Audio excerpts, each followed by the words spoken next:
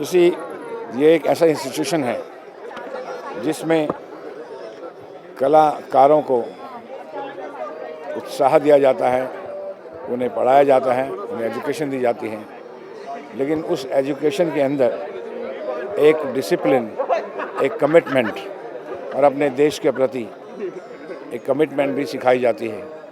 और ये ऐसे क्षण हैं हमारे लिए कि हम इस तरह के गणतंत्र दिवस पर सब इकट्ठा हों, अपने देश की प्रति श्रद्धा दें और देश को आगे बढ़ाने के लिए हम क्या कर सकते हैं इसके बारे में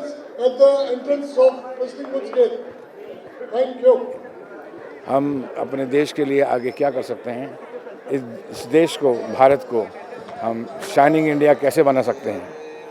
क्योंकि हमारे जो मीडिया इंडस्ट्री है, फिल्म, टेलीविज़न और दूसरी जितनी भी मीडिया कम्युनिकेशन डिवाइसेस हैं, उसके थ्रू सब इन बच्चों ने ही आगे आने वाले समय में अपने देश को का प्रतिबिंब बनना है। हमेशा गांधी जी के सिद्धांतों को और उनके अनुशासन को हमेशा मानते रहते हैं, तो गांधी जी कोई एक ऐसे आदर्श हैं जो आप खुद अपनाते हो रियल लाइफ में? गांधी जी के आदर्शों को हम जब दिल से मानते हैं तो कहीं ना कहीं हमारी फिल्मों में या हरकत में या विचारों में वो उसका स्थान ज़रूर होता है।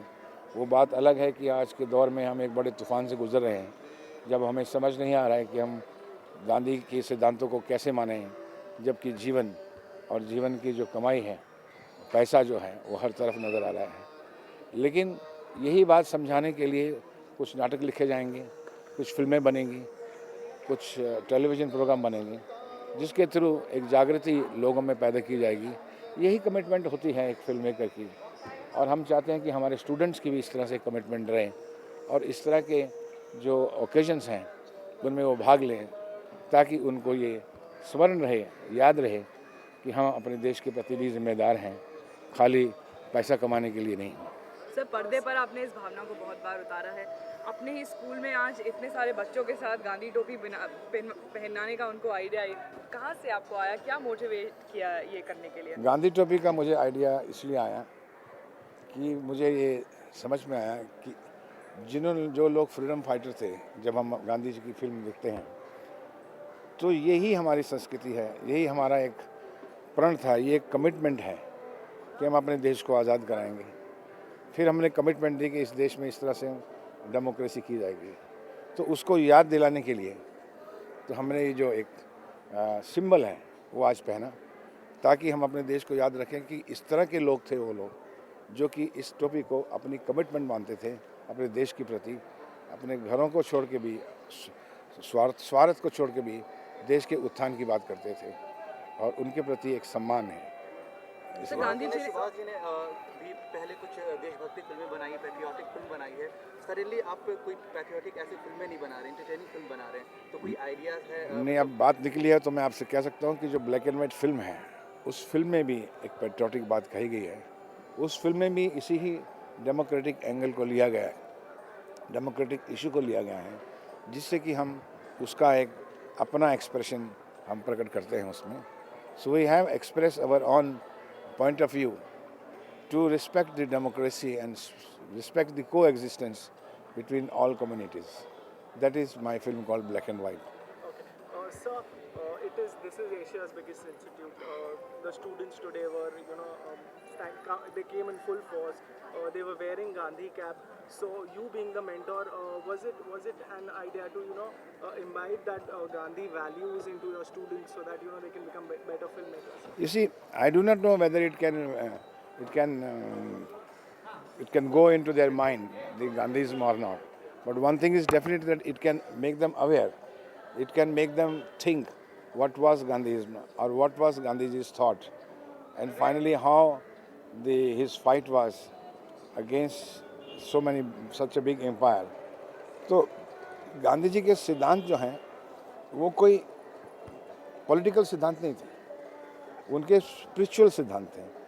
एंड एक आर्टिस्ट के लिए स्पिरिचुअलिटी का डेवलपमेंट होना बहुत ज़रूरी होता है, और गांधी जी एक स्पिरिचुअल आदमी थे, तो उनके स्पिरिचुअलिज्म को हम लोगों ने अपने आप डालने की, अपने अंदर डालने की कोशिश की है, स्टूडेंट्स के अंदर डालने की है। यहाँ हम लोग पॉलिटिशियंस पैदा नहीं कर रहे हैं, हम आर्टिस्ट पैदा कर रहे हैं, बड़ा कर रहे हैं।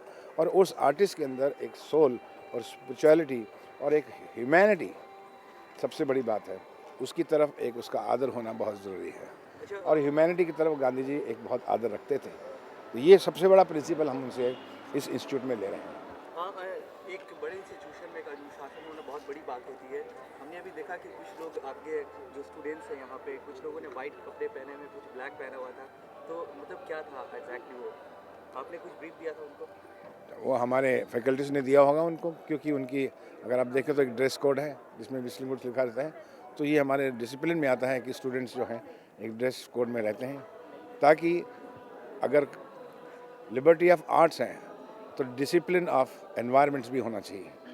तो इस फिलॉसफी से इंस्टीट्यूट है, तो उनको एक रेजिमेंटल डिसिप्लिन भी है और एक लिबर्टी ऑफ आर्ट्स भी है, फ्रीडम ऑफ थॉट्स भी है। तो दोनों को हम साथ लेकर ही ये एजुकेशन की एक फिलॉसफी बना रहे हैं। So one last question: what do you wish for India in 2008 as a country? And Indian cinema. You see, 2008 is again a progressing year, but what I wish by 2015, India should be much richer in thoughts also. We are becoming richer in economic power, but what I wish is that we should be also bigger in thoughts, bigger in perspective, bigger in coexistence. We should become the world citizen. And do you feel Indian cinema will, put forth that thought in the entire That world is why in front of? जब आपके अंदर ये दर्द होता है या गहरी सोच होती है तो आप फिल्मों में आती ही आती है। अगर सोच ही नहीं होगी तो फिल्मों में कैसी आएगी।